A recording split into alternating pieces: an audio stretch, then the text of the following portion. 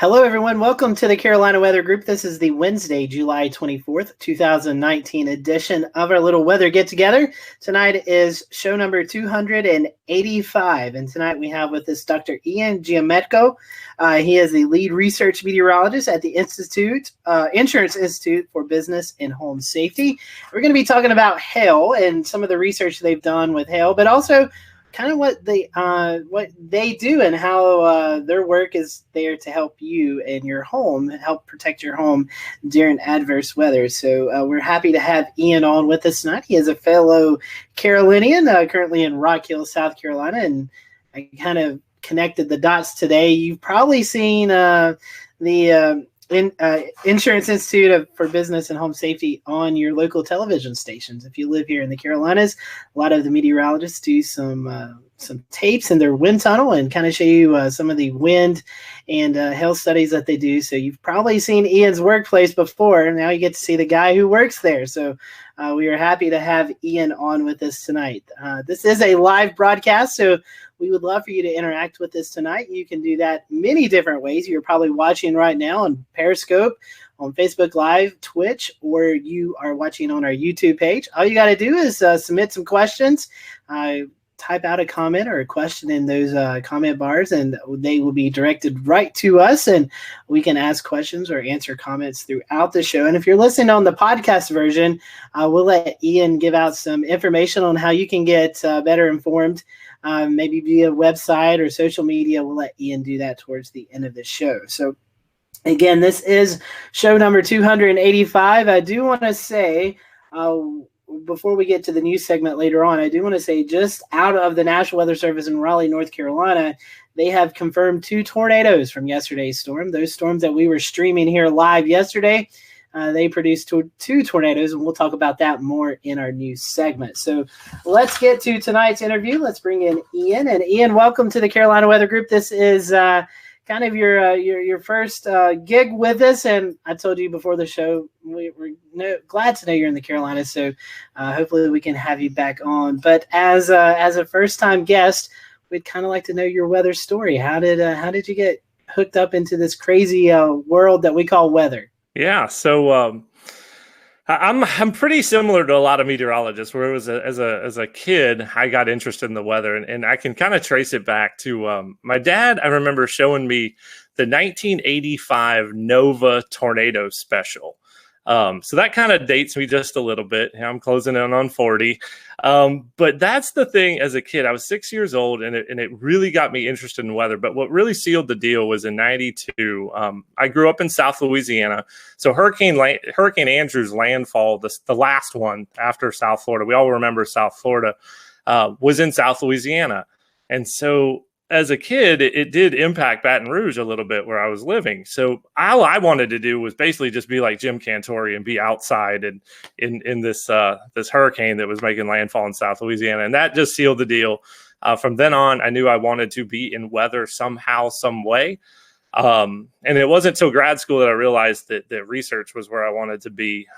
But starting all the way back when I was about 6 years old was when I kind of grew an interest in weather and really all the earth sciences. So it's a pretty similar story to a lot of meteorologists out there. It is. Normally is that one storm or that one event that kind of gets our attention and gets us hooked into this crazy weather world. Well, let's talk about what you do at the IBHS. Tell us about the Institute and kind of what all goes on there in Richburg, South Carolina. Yeah, our lab here in South Carolina was built and opened in the fall of 2010. IBHS as an entity has been around almost since the 70s. It can trace its root back to a few different names and basically started as an advocacy group to help people better prepare for severe weather and try to reduce the losses associated with severe weather. Well, in 2010, our research center opened. And we're taking the model of the Insurance Institute for Highway Safety. So think about car crash tests. It's been highly successful. The property insurance industry wanted to apply that to severe weather. And so $40 million later, in the midst of our economic recession, trying to bring that facility to life, we have our lab. And it is a pretty neat place. Our centerpiece is a full-scale wind tunnel. We call it our large test chamber. We have 105 6-foot diameter fans that can take winds up to about 120, 130 miles per hour. We can do full-scale hail simulations. We can do wildfire ember attack scenarios in there. Basically, anything the weather's out there, we can throw at it. And our goal is to understand how all these different hazards associated with severe weather attack structures. How can we build better? What are the systems that we can improve? And how do we show people those steps that resilience is affordable, and then we can start to bend down the loss curve that we see growing and growing each year. Very cool. Very cool. You know, tonight's show is basically centered around hail. So tell me a little bit more about, one, to go start basic, how do we get hail? And how do you do a hail simulation? That sounds really interesting. Yeah, so you know, most intense thunderstorms have hail aloft in them. It can grow from particles that freeze or grapple, kind of those melted snowflake conglomerate things. And as they make their kind of horizontal arcing traverse through a thunderstorm, they can collect more ice and water and essentially grow and grow. Sometimes they become too heavy and fall out and get down to the ground. Sometimes they fall and then they melt before they get down to us. And other times they can hang around up there in a thunderstorm and get really, really, really big and then fall down. And those are the ones that can break things. Once you get above that kind of 1.5 inch or so threshold, that's when you start seeing legitimate property damage. Now for cars, it's a little bit less.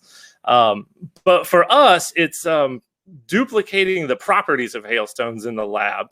And we can propel them or fire them at materials, basically using electronic controlled potato guns. So in our small lab, we have a single, actually we have 2 setups, basically cannons with barrels that have a pressurized air tank, and we calibrate that to an exit velocity and associated kinetic energy that a hailstone would have when it hits things. Now in our big chamber, if you ever come to visit us, you can go out in there and look straight up and you'll see a whole bunch of white pieces of PVC pipe. Well, that are the barrels that can basically put down a swath of hail across the footprint of our large test chamber. We can do 3 different sizes and shoot as fast as 1 per second. So really unique piece of capability. I do a lot of work both in the small lab, very meticulous scientific testing, but we can also test the full roof system on a building. Very cool. So you have a job destroying things with hail. That sounds really fun. That's a little bit of what we do. We try to break things in the lab so it doesn't happen out in the real world. Very cool. Very cool. Well, tell us, from a meteorology standpoint, what regions are most prone to hail and what seasons are most prone to hail and things like that. Yeah, so anywhere really east of the Rockies has a hail problem. We would say that hail events do occur. Of course, in the region we would think of as Tornado Alley, you could almost call it Hail Alley. That's where we see the highest frequency of the really large, the 2-inch plus type hail events that occurs every year. If you actually look at the probability of a severe hail event occurring in Oklahoma City or Dallas each year, it's like 100%. Now, if you shift over further east, we still get hail events even out where we are. I know this year the Raleigh area had a few hail events. Philadelphia got hailed on this year, even some areas up in the Northeast.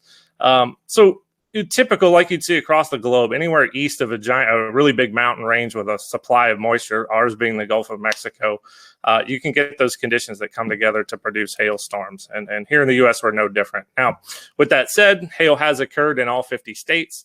But the most prevalent areas really are east of the Rocky Mountains. Understood. Thank you, Ian. That was really interesting. I can't wait to tell my friends and family that you guys shoot hail out of potato guns for testing. So that's kind of cool. Talk about some of the hail studies that you do in the lab. You mentioned something earlier about recreating hail crystals, and you're actually building hail in the environment in which it forms. Talk a little bit about that. Yeah, we manufacture laboratory hailstones. So part of it was taking a lot of information that we gathered from our field research program, bringing it back to the lab. And what I mean by that is understanding how strong hail is, understanding the density, the diameter relationships, and some of the aerodynamic properties. We then, with that strength information and density information, we have a target to shoot for and how we would manufacture laboratory hailstones. So we have a system, I kind of call it the most fancy, sophisticated ice machine on the planet. That can actually do that. Now, it doesn't actually follow the same process that would be produced in a thunderstorm, but we end up with the same result. We essentially engineer the ice, even down to some of the layering structures to match. And we have those strength targets that we can achieve. And that basically leads us into what hail can do and how strong it is when it hits things. So what we found out, because of the strength, it can do about 3 different things when it hits your roof. It can bounce off. That's the really hard hail. It can shatter. That's kind of the hard to medium. Or it can just become really slushy. That's the very soft hail. And all of those have different kind of types of damage that they produce on your roof. The soft will kind of dislodge all those granules. The hard bounces and shatters will do more cracks and dents. So we realized all that stuff was mattered, and we needed to simulate it in the lab and also repeat it. That's scientific testing right there, is being able to repeat this stuff over and over and over again. And after about 8 years of work, we released a new hail impact test standard for asphalt shingles. And we have actually we rated the products that are considered impact rated. And we have a rating scale that's actually out on our website now. So if you're looking to get a roof that's more resilient to hail, I would encourage folks to check that out. It's at ibhs.org. You'll see what products are out there and which ones meet the top of our class and which ones are at the bottom, and where you might want to be. Fantastic. Thank you for that answer. Very detailed. Appreciate that. I was wondering if you guys could recreate hail like grapefruit size, like what they get in Texas, the gigantic, it looks like a small brain, I mean, just the way that it develops, it's really wild. Usually here east of the Appalachians, a lot of times you get larger hail upstate, but then you get to the coast and the hail core is lower, so it melts fast. It's a faster melting rate, so you end up with kind of slushy, smaller hail here. But talk about the size and how much damage hail creates while we're on the topic. I'd love to hear your take on that. Yeah, so a lot of people don't realize hail, we kind of joke, is the Rodney Dangerfield of the severe convective storm hazards. It doesn't get any respect, but in any given year, it's about 60 to 80% of the dollar damage from severe thunderstorms. That's a lot. And we're in probably what will be the 12th straight year of damage totaling over $10 billion. So it's a big piece of the damage that comes from severe thunderstorms every year. Now, when you start talking about damage thresholds, of course, we have the National Weather Service severe criteria of 1 inch. That's when we really start to see some issues, dents and things with auto. On the building side, if you start looking at roofing materials, once you get close to that 1.5 inch mark, that's when you can potentially see some damage. Now, there's a lot of things at play, age of roofs, age of materials, all that, the wind-driven aspect. Now, we can go all the way out to the extreme size. And once you get to about 3.5, 4 inch hail, that will puncture the plywood roof deck that you have. So you're thinking fall speeds close to 100 miles an hour, pretty intense hail. And we've seen those kind of events, say Denton, Texas, a few years ago. There was the Arkansas event, the Vandervoort one this year, had potentially record hail. They didn't quite verify the record, but once you get out in that size, you're talking about hailstones coming through your roof deck, and it actually creates more problems from a damage perspective, because then you can get water entry into your home, and once water comes in, you're talking dollar amounts, and the fact that you're probably going to have to deal with a legitimate issue inside and potentially be out of your house for a little while when it gets taken care of. Yeah, that is something I hope we never have to see here in the Carolinas. I'm sure it's happened before, but that size hail is very rare here. So I don't know what's more interesting, the work that y'all do in the lab, or the fact that you also have field work. Tell us a little bit about your field work and what y'all have done over the years. Yeah, so way back in 2012, we decided there was all this hail data we needed to go get about strength, kind of mapping out density, improving aerodynamics. Hail research really kind of stalled after about the early 1980s, really once kind of weather modification became kind of taboo a little bit in our field. And a lot of the tests and how we test buildings were all rooted in information going back all the way to the 1930s. So nobody had looked at this stuff for a while. Plus, we didn't know what strength actually did. There was no data on it. So like any good scientist, we just, hey, let's go to the field and let's go measure it. Let's go look. We kind of use the motto, you can learn a lot just by looking, and we kind of took that approach with hail. So we started out back then going out to the field, collecting hailstones after a thunderstorm, doing crush tests, basically measuring the amount of force it took to crush the hailstone. That's how we get to the strength, making very detailed measurements of them, weighing them all. And we did that for about really 4 or 5 years. That was our focus, to collect this really big data set, which is now somewhere over near 4,000 different hailstones that we've tested. And to guide how we did the lab work that we just talked about. We needed that guide to be able to give us that information. Now we've switched a little bit. We now go to mapping hail swaths using deployable instruments. I come from a background at Texas Tech where we built a lot of deployable weather instruments. So I took that and applied it to hail. So we have a network of about 18 impact sensors that can measure the impact energy of hail, and we can actually deploy them ahead of a thunderstorm and look at what the size distribution is within that particular storm and how it varies and changes within the swath. That's really, really important for how we look at radar hail detection, even looking into how numerical weather prediction manages hail. And how did it go this year? Oh, two good missions for us. Spent about I think we spent about 12 days total in the field. Ended up, my target was somewhere, I think 5 to 7 total cases. I think we were right there at 7, which was really, really good for us. So yeah, that's usually the case. We spend about somewhere 10 to 14 days each year in the field, and we'll continue this going into 2020. Ian, yeah, Go ahead, it said I wasn't, my mic was muted, but it really wasn't. Ian, talk about some of the more memorable cases that you guys have covered, maybe some of the more interesting field tests that you guys have done over the past couple of years. Yeah, for hail, a couple of years ago, intercepted a supercell near Eric, Oklahoma, that produced just this really narrow swath of just really big 3-inch hail. With the concentration, maybe 10 to 12 or so per square foot. That's a lot for big hail. It was the first time we got our instruments into hail that size. So that was kind of a unique experience for us. Now, a memorable case, and this goes back all the way back to, I think, 2013 or 2014 when we were doing a lot of those crush tests. We encountered some hail. This was in Montana. What we kind of think of as low density spongy type hail, that when you crushed it, it actually deformed almost like a sponge, but held its shape. It actually didn't fracture. And there's some literature out there that talks about how these hailstones can come about. But talk about kind of blow your mind of how complicated hail can be. That the fact you could get this spongy kind of hail that you could compress, it basically just did that and then held its shape even after you took the load off of it. It never broke. I'm guessing those are rare. We haven't seen that again. It was one particular case, and I don't know what kind of environment might produce that, but it's really unique, and it's always been a memorable one from looking at hailstones. And I've seen a fair bit of them. Sorry, I had to get myself off of mute there for a second. Next question is, okay, so we got a hail threat, right? So how do we tell businesses and homeowners how to better protect their property from hail?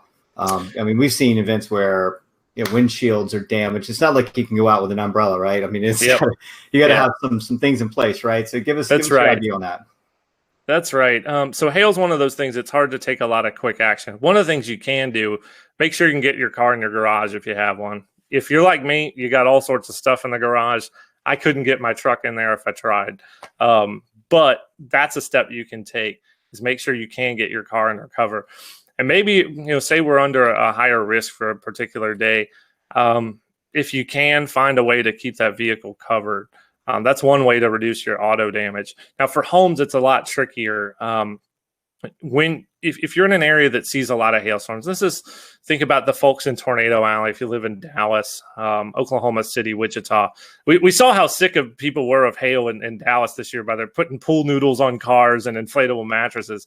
And I'm sure they're tired of getting new roofs every 2 years.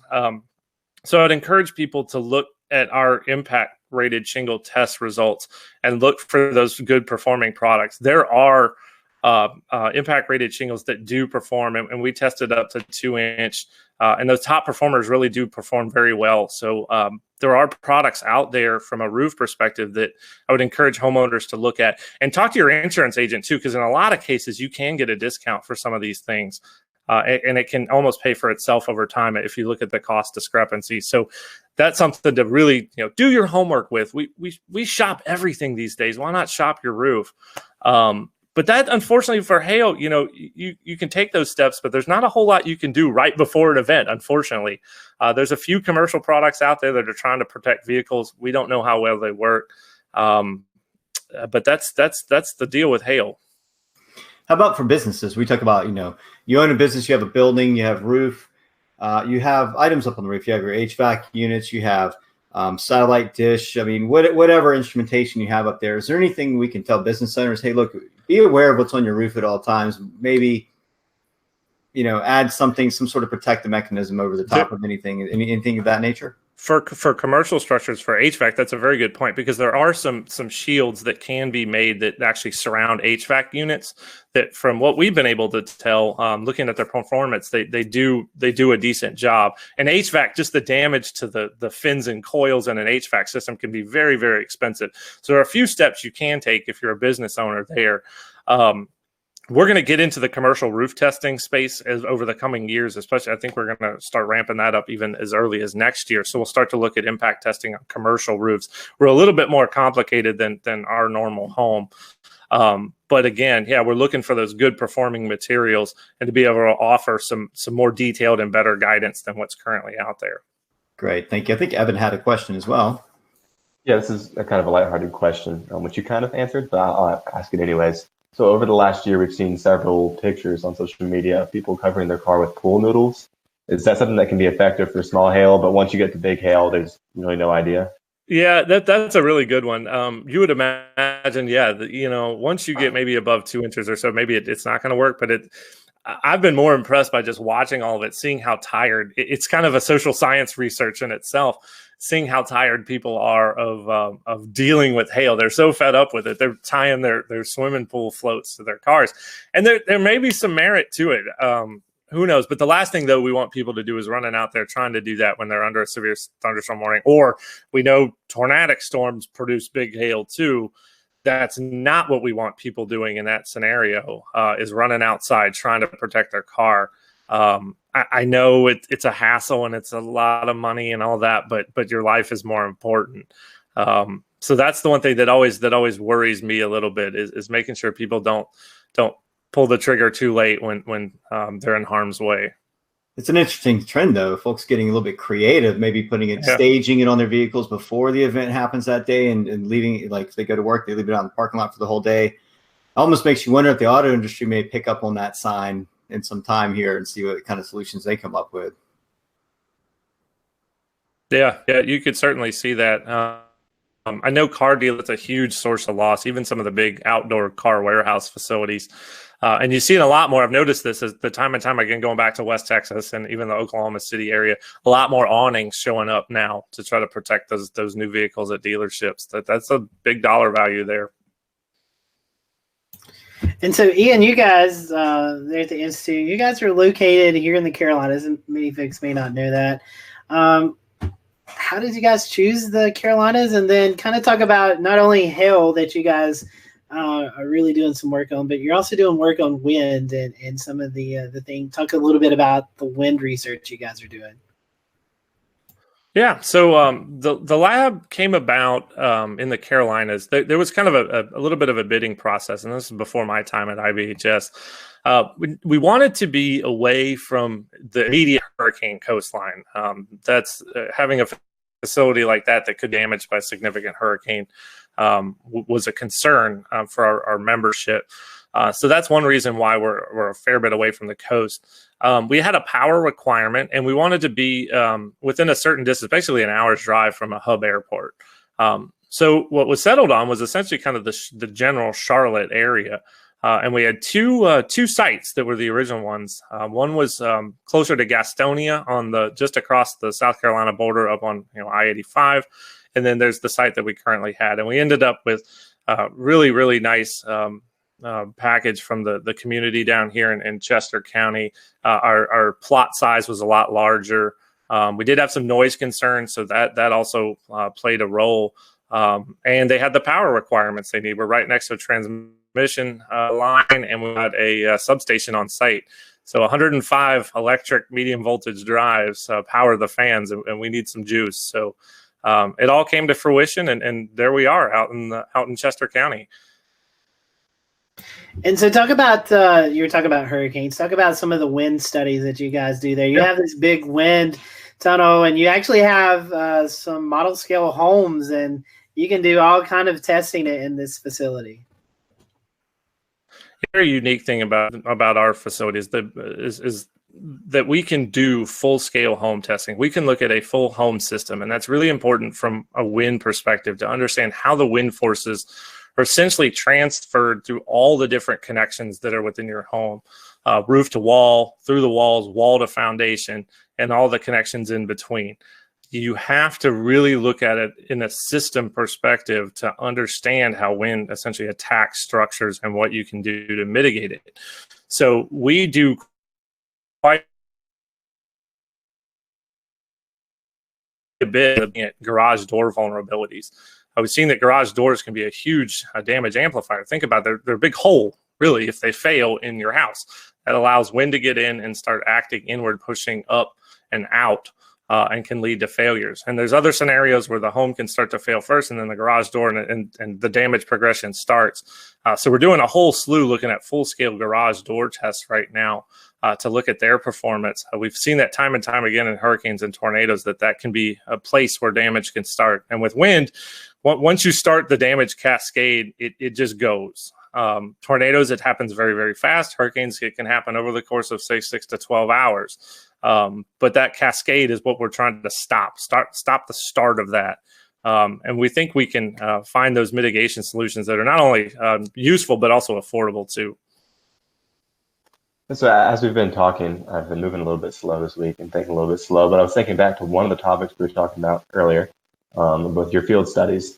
So before we kind of wrap up the interview, can you tell us a little bit about how you forecast and how you decide where you're going during your field studies? Yeah, the logistics are actually a fair bit challenging. So we are a good distance away from essentially what is Tornado Alley or the Great Plains. We like it out there, good road networks, good visibility. Although we are going to try to explore some southeast hail. There's some environmental questions that we have that I think we're going to try to tackle that. So we basically have to rely on medium range forecasting. So we're looking for just general pattern support for severe weather. So is the Gulf of Mexico open? Is there good moisture transport northward? Maybe not necessarily if there's a trough, but is there just generally enough flow aloft to support supercells? This year in the period, sometimes you didn't have the surface features underneath the best flow aloft. It kind of became a day-to-day, almost a mesoscale type forecasting scenario, which is very hard for us in terms of when we pull the trigger. So we work our teams on about a 48-hour leave or 48-hour kind of go, no-go scenario, using GFS output, Euro output, try to get our best feel that we're going to get at least 3 operation days out of a mission. We got to have some kind of confidence that we're at least going to get 3. It's just not worth shipping equipment out and bringing the team to the field. So, okay, say we give a go. We actually ship 5 big Pelican cases of equipment. FedEx is fantastic. Out to some target cities, and it's usually where we can store equipment. So Norman, Oklahoma at the National Weather Center, have lots of colleagues there. We've used my wife's grandma's garage in Wichita to store all the cases and equipment. So we do that, pick our target city, fly in. We use rental vehicles. We do try to stay out of the hail as much as we're researching hail, and we've done a pretty good job of that.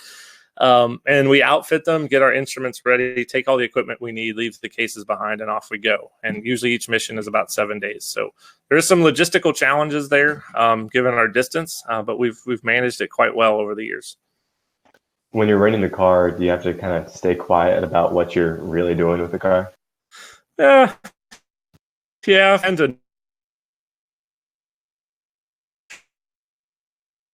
try to. There was one hail. We were out in the field for a hail event in Cheyenne, and the poor rental car dealership at the Denver airport, they were dealing with a whole bunch of people who were bringing back hail damaged cars, and I kept thinking to my head, I'm like, we're running a hail research project, and we got perfectly fine vans here. But yeah, for us, it's a safety concern to stay out of the hail, and we do a good job of that. And that's the luxury of having deployable instruments. You can be out ahead, you can get them down without that concern, and yeah, we've been able to do it safely and efficiently for a while now. I'm assuming you don't wear that shirt when you pick up the rental car, do you? Usually not. I don't know. It's kind of a joke amongst the team to not say the H word or have any of your stuff that has our hail logos on it. But that's kind of a joke. It's been real easy dealing with that, and I to be honest, we haven't had any major damage to one of the vehicles in the whole project's history. So I'll knock on my table here that continues. Yeah, safety for us is always number one, and staying out of the big hail is certainly a part of that. I'm not sure how much proprietary information you can give out, but you're talking about these instruments. Can you kind of give us an idea of what's on these instruments? What it's like? Yeah, certainly. They're on little tripods. They're basically little engineering tripods, and the plate itself is a little small pyramid. It's 1 foot by 1 foot, and it's actually based on a design that was developed at NASA, Kennedy Space Center, and was published in the literature. So we use that same plate design. It's got a little acoustic sensor, a piezoelectric disc that can record the vibration of the plate. So the higher the signal amplitude of that vibration, the larger the kinetic energy of the hailstone that hit the plate. And then we can work backwards to estimate a size. The unique thing about ours, we actually use robotics microcontrollers as our data system. We use an Arduino Do. It's about $35, a lot of maker components. We needed to make them cheap so we can have a bunch of them. And it samples really, really fast, about 5,000 times per second. So we can actually resolve impacts at 5/100ths of a second. So that's pretty neat. And it's got some switches for on, off, and data control to make it easily user-friendly. I think we set a record for deployment time of one of these this year in under 20 seconds. I'm going to give out a shout out to Hank Pogorzelski, who's in our Tampa office, who's been with us in the field every single year since we started. Hank went out the door, set the probe up, and was back in the car before I could log the information of where the actual instrument was. So it had to be somewhere in the 15 to 20 second range. So big old tip of the cap to Hank. I think he set a time speed record there. So as you guys continue to do this, I know you're talking about commercialized roofing is something you're wanting to look at. As you guys look for the next 3-5 years down the road, what are some other research items that you are wanting to look at and kind of explore and get better information about? Yeah, that's a really good question. So we're going to do some more work also on metal roofing material. You could think tile's also something that's out there, especially in like Southwest Texas, the Austin, San Antonio corridor. Commercial roofing, there's lots of different products that are out there that we can look at. Wall cover. We see a lot of damage to vinyl siding from especially wind events. We don't know quite a whole lot.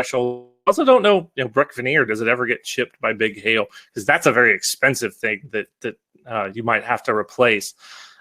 Windows themselves, a lot of people ask about windows. It's using windows and on solar panels actually have to meet a hail test standard, which is a pure ice impact. But the fact that it has to meet a impact test and code is pretty important. So we may not delve into that arena, but we'll see. So lots of different roofing materials out there. And I could even see us starting some partnerships, maybe even with the Highway Safety Institute and looking at auto and maybe auto glass in terms of hail impacts. So we have that capability and we'd love to partner with them down the road. Yeah, that would be really interesting. I believe here along the coast, along the coastal communities, a lot of the... And that's all it takes. And then we're in good shape. And the manufacturers come up and raise the bar. So we'll see where it goes over the next 10 years or so. Oh, go ahead, Shay. I didn't know if you had. No, I was gonna say back to you, Scotty. All right. Well, Ian, we've certainly appreciated you giving us some of your time tonight. If our followers want to continue the research you guys are doing or follow along, how can they do that? Yeah, so we got a couple ways. So first of all, if you're a consumer out there and you want to see some of these DIY resilient type solutions and things you can do for your home, go to disastersafety.org. That's our kind of front-facing consumer website. For some of the research work, you can go to ibhs.org. But please follow us on Twitter, that's at Disaster Safety. You can also follow our hail research specifically at IBHS Hail Study. You'll get a kind of an inside look on that Twitter account as to what we're doing in hail, especially the field projects. When we're out in the field, you can almost get nearly a real-time play-by-play. We produce a lot of neat videos on the fly explaining what we do. So please check those out.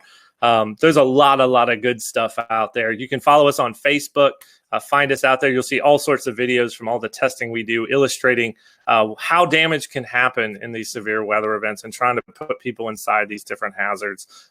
To show them, we'd rather damage stuff in the lab than out in the real world. So that's our hope. So please give us a follow. We'd appreciate it.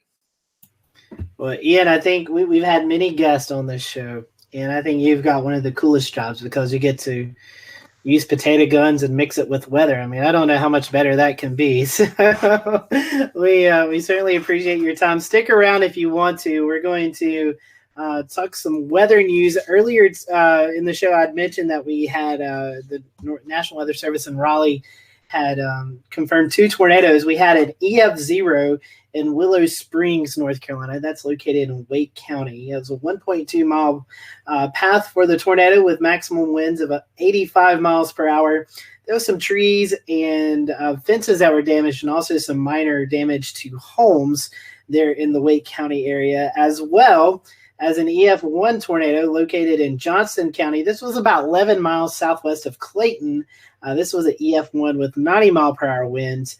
And again, some trees down and a little bit of damage to some homes and shingles and siding. So thankfully, no major catastrophic damage out of those tornadoes. As you can see right now on the screen, we are showing you some video from our weather stem camera in Greenville, North Carolina. It was showing the storms moving through yesterday, and you kind of see that wall of water and rain and wind coming towards the camera. So some pretty nasty storms that rolled through eastern North Carolina and as well as northeast South Carolina. Speaking of northeast South Carolina, Georgetown County Emergency Manager, 30-year veteran Sam announced today that he is retiring after 30 years of service. He will retire on August 30th. He was named South Carolina Emergency Manager of the Year for the year 2011 and 2013. He's guided residents, tourists, and businesses alike through tropical weather, tornadoes, winter weather, and flooding. And he plans to be a volunteer for the Emergency Management Service after he retires. So once an emergency manager, always an emergency manager. So we appreciate Sam and the work that he's done there in Georgetown County. They've used his expertise a lot here lately with the numerous tropical systems that's affected coastal South Carolina. Governor Roy Cooper, announced a couple of days ago additional funding for Hurricane Florence recovery, $3.1 million in disaster recovery for workers, worker grant. This grant will allow folks who need work to team up with organizations, nonprofit organizations who need workers. So that pairing being able to kind of meet up. Bladen, Hoke, Scotland, Robertson, and Richmond counties along the Lumber River, the hardest hit communities in those areas, are looking for folks who can join these nonprofit organizations and help folks get back up on their feet. And then finally, in the news department, last Thursday, July 20th, a severe thunderstorm rolled through Pickens County, South Carolina. It caused a house that was under construction to collapse. Unfortunately, there was 2 fatalities and also 2 injuries with that storm that rolled through Pickens County. I believe those winds are around 70 to 80 miles per hour as the severe thunderstorm moved through the area. So as Ian was talking about, and something that we kind of talk about here on the show, wind is wind, no matter if it's rotating or blowing in a straight line. So you need to take those severe thunderstorm warnings seriously because they can create some devastating winds that move through the area. So that's kind of a look at the weather news for this weekend. Shay, I'm going to toss it to you. We had Tropical Depression 3 for about, 24 hours, and then it's kind of kaput. Yeah, that's right. I think even less than that. It was more about, about 12 or maybe 16 hours or something by the time the morning rolled around. The NHC had downgraded it, I think, by 11 a.m. So it was, Tropical Depression 3. It formed just over central Bahamas, moved to the northwest Bahamas, and started to go up the coast off of Florida and then fell apart. So that one was expected not to strengthen. So the NHC, again, hats off to them for getting that one correct. It was a little uncertain. It blew up one day. We thought that maybe the chances were falling, but then all of a sudden it was escalated. But they called it just right. Now we're looking at an area over the Gulf of Mexico, and I'll share a screen on that. This area has it's been taken down to about a 10% chance to develop. But really what this is a cold front that's just been laid across the Gulf of Mexico. And anytime we have something like this, especially in July, as we get into the latter half of the dog days of summer, anytime we see a cold front come off of the coastline over warm waters, even off the Carolina coast, we have to start watching all areas. So there is an area in the Gulf right here, the NHC. It's been taken down to a 10% chance. It was 20% chance earlier. Now it's down. It doesn't look like a whole lot's going on there, just a lot of disorganized troughing. We were looking to see if maybe a surface low would develop off of that, and there's still a very low chance that it could, but it looks like this front is for the most part, going to fizzle out. Elsewhere across the Atlantic, it's very quiet, as you can see. This is the 5-day graphical outlook. So nothing in the main development region out here off of Africa and the equatorial Atlantic as of right now. The monsoonal trough is pretty steady, but it's been in training with dry air from the Saharan dust. So as we get a little bit later, we start getting to late July and into early August, the Cape Verde season starts to come into play, where that monsoonal troughing starts to lift up towards the Cape Verde Islands at that latitude, and we start to see more activity, an uptick in activity. So that's kind of where we are right now. We're pretty quiet for the moment, and we're just going to enjoy that. All right, thank you, Shay, for that. You were talking about that cold front. That cold front ushered in much cooler weather here in the Carolinas. And Evan, you live up in the Asheville area, and it was quite chilly up there this morning. Yeah, we really had the best of the whole cold front situation up here. I woke up this morning and it was 51 degrees outside, so it really felt a whole lot more like fall today than it did mid-July, which I know for everyone across the Carolinas is a nice break because it's been hot as Hades out there for the last 2 to 3 weeks. So I think once again tonight we're looking at clear skies across most of the Carolinas, with lows in the mountains of South Carolina and North Carolina in the mid-50s, mid-upper 50s, and then even down to the lower 60s in the Piedmont of North Carolina, and then maybe mid-60s, upper 60s down into Charleston. That's more of Shay's domain. Yeah, we're like, near 70 degrees at nighttime, low 70s. That's good in the middle of July. Let me tell you, that's pretty good. We're used to low 80s, where your mean average is around 90, right? So, we're loving this. This mid to upper 80s is a walk in the park. Everyone's outside today eating lunch at work, and they're just enjoying the weather. So yeah, there's a beautiful breeze too. That's helped it feel even cooler. Anyways, that is the cool air, Scotty. Yeah, it was quite chilly, and like Evan said, we're going to see that for the next couple of mornings before we start to warm up over the weekend. It looks like the heat, maybe a little bit of humidity creeps back into the forecast early next week, but no oppressive humidity values like we've seen over the past week or so. And also, it's going to be pretty calm weather-wise, so I can kind of cover the weather for everyone. We expect to see mainly sunny to partly cloudy skies through the weekend, with temperatures in the 80s, maybe approaching 90 degrees in eastern North Carolina, and also the Midlands and towards the coastal areas of South Carolina and North Carolina. So pretty calm, benign weather for the area.